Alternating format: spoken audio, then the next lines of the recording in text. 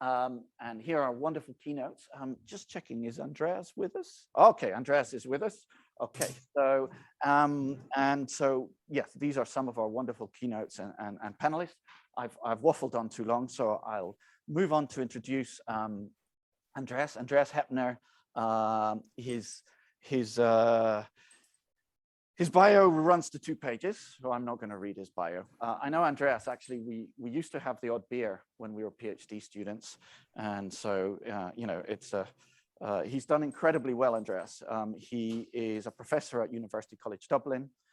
He's on the European platform for finance, in other words, developing the EU taxonomy. And if you're not aware, that's probably, I think, the biggest regulatory change coming in this space. Probably the most important one, because it's there to tackle greenwash. And this man is like a one-man campaign to make sure that this EU taxonomy isn't watered down. He runs campaigns in the media. I wouldn't call him an idealist, but he is a principled researcher, and single-handedly he has managed to prevent some watering down of the EU taxonomy. So it's a real honor to have him here. And sorry, I'm not going to give your bio justice, Andreas, but I think many people know already who you are, and I give a chance to speak. So welcome everyone, and welcome Andreas, and over to you. Thank you very much, Ivan. Can you hear me well? I can hear loud and clear. Okay, perfect. I'll need to disagree on the single-handedly. There's loads of us. I'm an independent member, and so in that case, I have more freedom to speak out on LinkedIn and other platforms, which the organizational members may not be able to. So, and what I would like to show you today is the first complete feature of European Union sustainable finance legislation, and that's complete, ready, and is running towards 50 billion AUM, and is probably easily going to make the 100 billion next year when it becomes quasi-mandatory under the so-called SFDR Article 9 rules. And basically, this is nothing else than the response of the European Union to trying to invest directly with the actual Paris Agreement. And that's why we call this absolutely sustainable investing, Paris-aligned investing, because it makes, in our view, a considerable step forward from the previous low-carbon investment approaches, which are 30, 40, 50% lower carbon intensity than the benchmark. But in a bad year, when the benchmark increases in emissions, they actually also increase in emissions. So absolutely sustainable investing means that you're lower than the benchmark and your portfolio is decreasing in emissions year on year in the same way the planet has to do that if we are serious about achieving the Paris Agreement. So then, first of all, summarizing the presentation straight away, what are we looking at? We're looking at absolutely sustainable investing, which has 5 characteristics.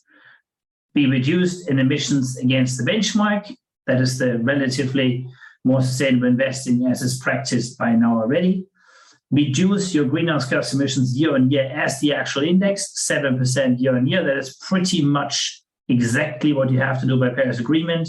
We published this as an EU expert group in July 2019. In November 2019, the United Nations Emissions Gap Report basically said what sovereigns should do is to go down 7.6% year on year. And then, of course, we focus net zero greenhouse gas emissions by 2050. Maybe more importantly, 7% year on year also focuses on minus 45% at the very minimum by 2030. So the COP26 target that's been just announced. We integrate Scope 3 emissions from the get-go. So energy sector, mining sector, Scope 3 emissions are already included in the portfolios. Every other heavy industry, Scope 3 emissions will be included from next year, and every industry, Scope 3 emissions will be included from 2024. And when I mean Scope 3 emissions, I don't mean selected categories from the Greenhouse Gas Protocol. I mean the entirety of Scope 3 emissions has to be estimated and included. That, of course, does mean that there will be a lot of estimations, at least for the first years, and these estimations need to use a precautionary principle. And that's quite important here. Precautionary principle basically means, if in doubt, err on the side of the planet, not on the side of the company. So in essence, if in doubt, do not point estimate, overestimate, so that you're actually creating incentives for companies to reduce their emissions. Because if you point estimate, half the companies will be underestimated. And why would they then actually start to disclose emissions if their disclosure will cost them effort and make them look worse than you estimated for them? So overestimate so that the companies have incentives to start disclosing emissions, because this disclosure is very likely to make them look better. In essence, penalize for intransparency. So this approach came forward in summer 2019, and in summer 2021, the European Securities Markets Authority, ESMA, clarified that it is quasi-mandatory as a benchmark for an EU SFDR Article 9 fund with a climate objective. So an Article 9 fund is a complicated EU way of saying this is a gold standard ESG fund. Below that is an Article 8, it's a silver fund.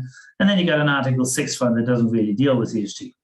So, and that is quite revolutionary, because it means that everyone that wants to have a gold standard fund, sold as gold standard in the EU, no matter where it's originating, could be originating from New Zealand, could be from China, could be from the US, will have to benchmark against the Paris line benchmark or a climate transition benchmark if they have a climate objective. And of course, nowadays, how many people launch an SRI or ESG fund without including climate among their objectives? So it's pretty much going to be many of them.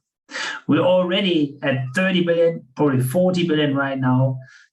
Just launched the actual Paris line benchmark legislation, only launched December 23rd. And we have seen dozens, if not hundreds, of instruments, ETFs, in-house mandates, indexes, and so forth. The Swedish public pension fund AP2 has taken its entirety of its equity and fixed income listed universe and turned them into Paris line benchmarks. So the real world impact is significant, in particular with the Article 9 funds coming up. We have the opportunity to reduce greenhouse gas emissions at least 7% year on year. And likewise, we're quite confident that it will have a sufficient financial performance, in particular when measured as a return per unit of risk rather than some adjusted return. So how do we get there? We need to get to net zero. That's pretty clear. And just if it's not obvious, even if the world were to be able or willing to settle at 4 degrees, we still had to get to net zero, just not by 2050, but at 2100.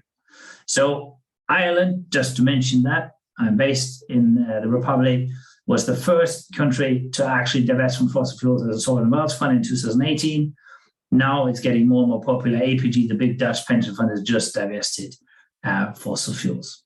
So, and this is in essence a trajectory. Of course, the stereotype trajectory. So we're at 42 gigatons of CO2 per year in 2015. Ideally, we would have gone to 38.3 by 2020. Actually, we went slightly up to about here. But we now have to reach 7% year on year. And then at some point in 2049, we have to actually neutralize the rest. And that ambition is very much key in the actual index. And I'm pleased to say that Yuri Gelli, who's the lead author of the IPCC 1.5 degree scenario, is very much supportive in that. And for instance, has worked with us on developing the precautionary principle estimations. So that's the actual legislatory text. So I'm talking to you about something that's already legislation. All the references would be on my profile, and I'm very happy to share them further, of course. And the legislatory text says we have to focus on 1.5 degree, and we have to develop an investment strategy that's straight in line with the Paris Agreement. And that means reducing emissions year on year. And for an index, that's kind of revolutionary, because most indexes are relatively stable. They try to use the same principle. We are actually deliberately changing weights year on year to reduce the emissions, improve year after year. So that leads us to that second key feature, why it's absolutely and not relatively sustainable investing. We're actually reducing emissions by the year.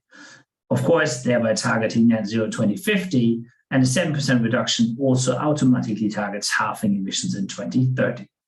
So we have two different types of benchmark, and that's politically, I would argue, quite clever. So the politicians forced us to develop two different types of benchmarks. That meant one benchmark type, so-called Paris-aligned benchmarks, PAPs. They use exclusions. So you're out if you have more than 1% revenue from coal, more than 10% revenue from oil, more than 50% revenue from gas, or more than 50% revenue from electricity generation above 100 grams of CO2 equivalent per kilowatt hour. And likewise, the climate transition benchmark is a second version that doesn't use these exclusions, but also reduces 7% year on year. So in essence, arrives at the same net zero point, but does actually over time in doing that emits a bit more. So not as ideal in terms of the area under the curve, but still it's a pretty stringent approach. And what do we have here? So first of all, our climate scenario, and we didn't leave any doubt there. There's only one climate scenario following. That's the IPCC's 1.5 degree scenario with no or limited overshoot. No 2 degree scenarios, no NGO scenarios or IEA scenarios. We'll focus straight away on the actual scientific scenario from the IPCC. Then the relative decarbonization. So the whole thing starts with minus 30% on the weaker index, CTB, minus 50% on the PAB relative to the market benchmark. In equities, that is intensities, greenhouse gas emissions divided by enterprise value, including cash, so-called EVIC. And in fixed income, that is preferably absolute emissions straight away, because of course the IPC works on absolute emissions. It doesn't work on intensities. If India or Angola make commitments in intensities, that is not ideal from a net zero perspective. So then self-decarbonization, that is 7% at the minimum per annum reductions in greenhouse gas intensity in equities or absolute greenhouse gas emissions in fixed income until 2050.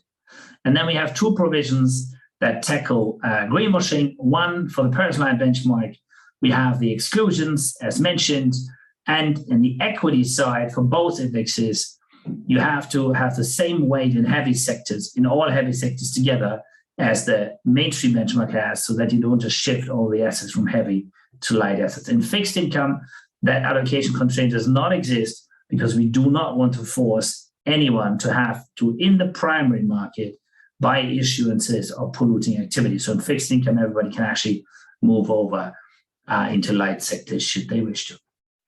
So that then again highlighted in the actual legislation. Scope 3 should be straight there. And so integrating Scope 3 is a paramount aspect of our absolutely sustainable investing approach. And we scale it in direct years. And the implementation, so that would be December 2020, all the energy, NACE course, NACE's European sector classification. 2 years later, transportation, construction, building materials, industrial activities. 4 years later, everybody. That decision, when we made it, looked somewhat radical because no one had the data ready. But of course, knowing that that would come, all the vendors were racing to get good estimation approaches. And nowadays, Bloomberg, MSCI, and others do actually have Scope 3 estimation data ready across the entirety, not only for single categories. When we're looking at corporates, they are quite shady on Scope 3. Take the example of Total. Scope 3 upstream, downstream included the European target, but Scope 3 upstream, for instance, ignored in the global target. Now, why do we even need a global and a European net zero target? That's probably another marketing aspect. But the companies are, when they refer to Scope 3, unfortunately only referring to different categories, not really the entirety of it, although the vendors are now estimating it and so making it available. Then, when we're looking at the transparency, all the methods should be fully transparent, and precautionary principles should be used in these estimations, and in particular in the estimations, of course, of greenhouse gas emissions. And so the final guidance using the precautionary principle in estimating greenhouse gas data is key, and that means, if in doubt, on the side of the planet, not on the side of the company. And we do recognize climate targets, so net zero targets, science-based targets, but we only recognize climate targets if they actually have teeth. So not just a target, there has to be a track record. That means, first of all, the target has to be credible with regard to Scope 1, 2, and 3 emissions.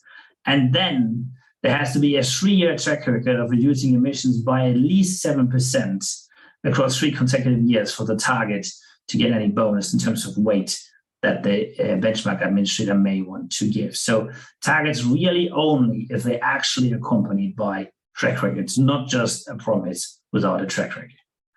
And there will be reviews, of course, as within legislation. So it will be 3-year reviews.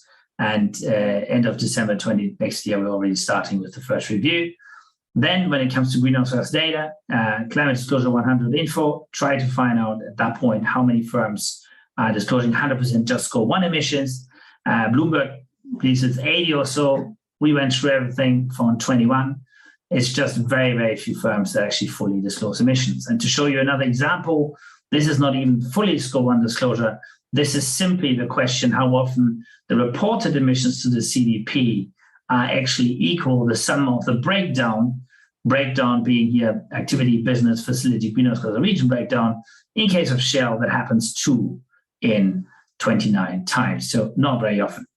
And as you can see, they just round in their favor in some years here for business, dropping 440,000, 441,900,000, and then in other years they drop entire 600,000. So companies' ability to simply in spreadsheets, Excel spreadsheets or SAP systems to actually add up the greenhouse gas emissions in the breakdown in a way that they equal the reported total is unfortunately not as good as one would expect from a bachelor student.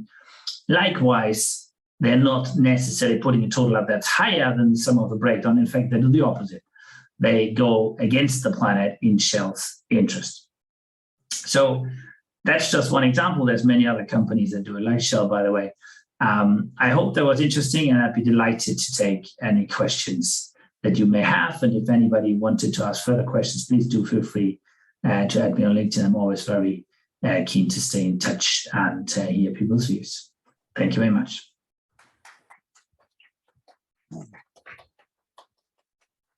So thank you, Andreas. You're well ahead of schedule. So I think we have plenty of time for questions. Any questions from the room?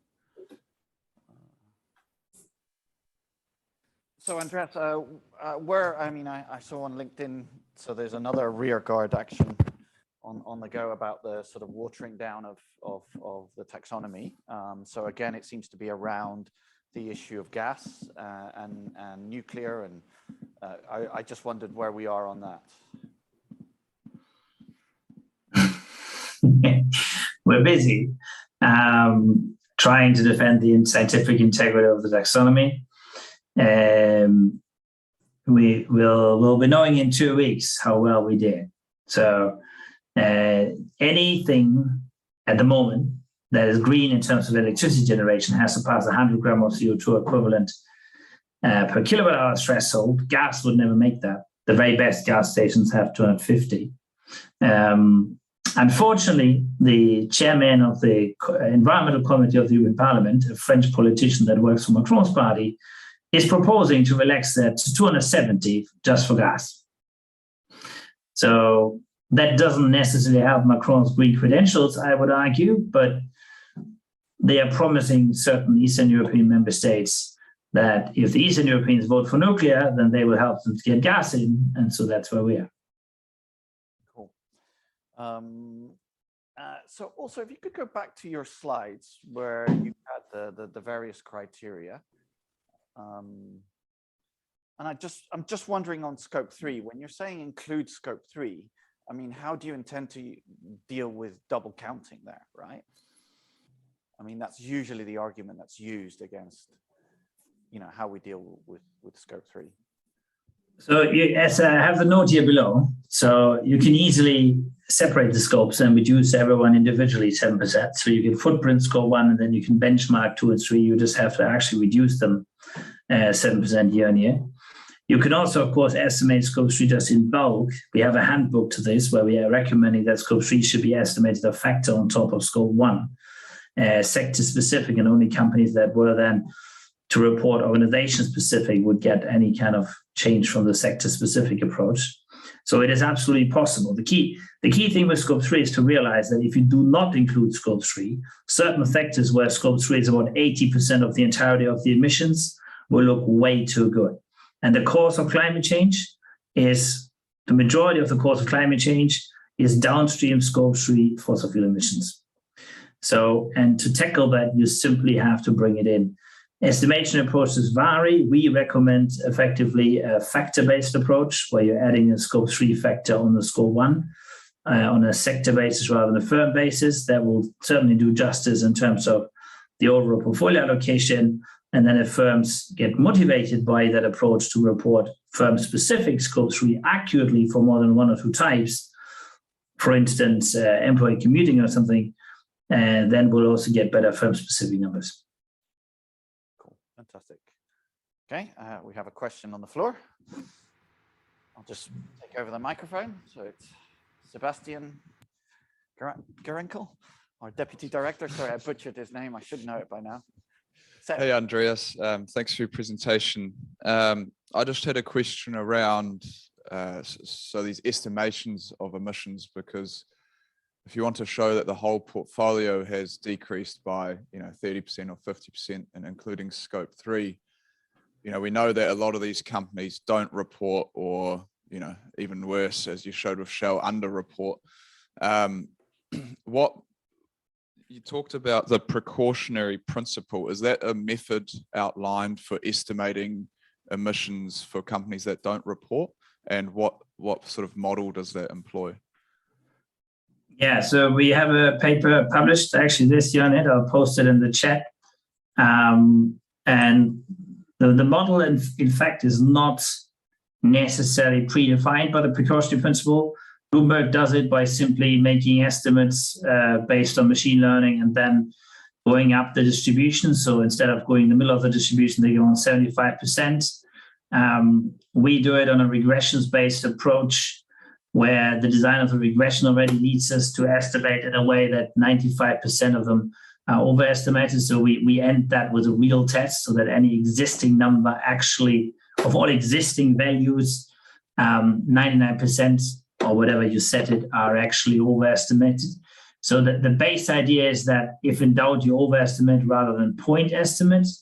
And the actual statistical approach to get there, one does have flexibility as described. So, but the key is to ensure that the incentives for companies are right, so that you don't end up incentivizing companies to stay quiet because some third-party vendor estimates emissions in a way for them that are much better than the real emissions. Right, so it's going to encourage disclosure. If the vendors are overestimating, it's going to incentivize the firms to disclose actually. Yeah, it incentivizes disclosure. Also, when you're running your own index, if you don't actually have overestimated and the companies were to start disclosing, despite the disincentives, your 7% reduction gets in danger.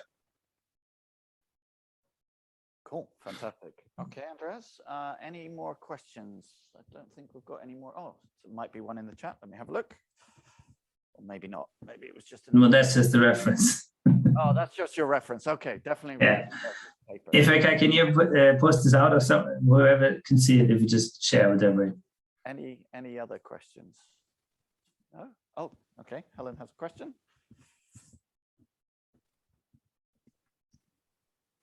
Yeah, kia ora, Andreas. Thank you so much for your presentation. I guess the most shocking thing that stood out to me is the poor disclosure and the lack of transparency, and obviously the total is not the sum of the parts. So I know that's not directly related to your research area, but how is the EU taxonomy going to try and address some of these discrepancies and bring better transparency and disclosure so there is greater accountability, please?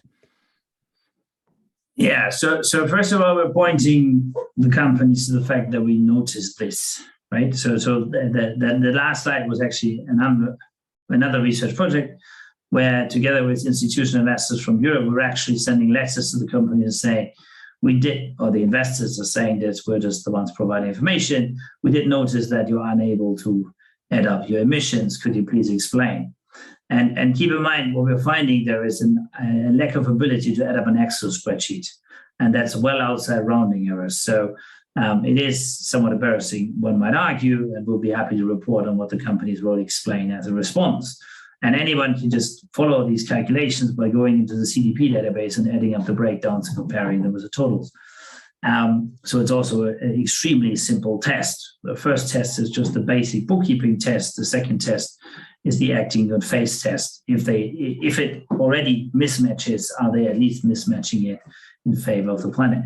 So what are we doing as a technical expert group and platform? So we are very much aiming to support companies' awareness they have to report accurate. And in fact, they don't only have to report accurate on emissions to make a substantial contribution to the activity in which they want to be green in the green taxonomy. They also have to report on the so-called do no significant harm criteria. So they have to report, for instance, if they're a car manufacturer, they have to provide a water risk report that has to at least one quantitative metric, and it has to have a stakeholder consultation. And it doesn't matter where they come from. Anybody would have to do that if they want to be considered green on car manufacturing. If they want to be considered green as an offshore wind park, they have to have a biodiversity certification from the IFC. So the so-called do no significant harm is a whole range of due diligence points that the companies have to report on, and most likely will report on from 2023 onwards. The banks would then include that 2024 in their green asset ratios based on the green taxonomy. So we are very much trying to get the companies to report. The underlying difficulty that companies have little incentive to accurately report pollution in the same way that human beings have little incentive to accurately explain their neighbors something bad about themselves is there. That problem is not solved by companies hiring auditors, credit raters, strategy consultants, investment bankers, because those that get paid by the company don't have any better incentives than the company. In fact, they often have a worse incentive because they're easier to get rid of. So the only way to actually solve this would be to work with an independent oversight organization, such as a supervisory body. And we would hope that the European supervisory agencies would possibly take over some of that role. So would that be someone like ESMA? ESMA makes the rules for SFDR, and then the national supervisors look at the actual implementation of it, and it would more or less be the same thing here on disclosure. So if the national supervisors look very carefully, for instance, on the fund disclosures, and the funds have to look very careful on the corporate disclosures, maybe the tax authorities already, to an extent, will look closely on the corporate disclosure, so there is some other body. But in essence, it probably has to work with a financially independent organization checking the disclosures. If it's a financially dependent organization, I personally have little hope that the quality will enhance, because we have, for instance, tested, CDP does flag if you had a third-party audit. A third-party audit doesn't actually prevent these blatant add-up errors.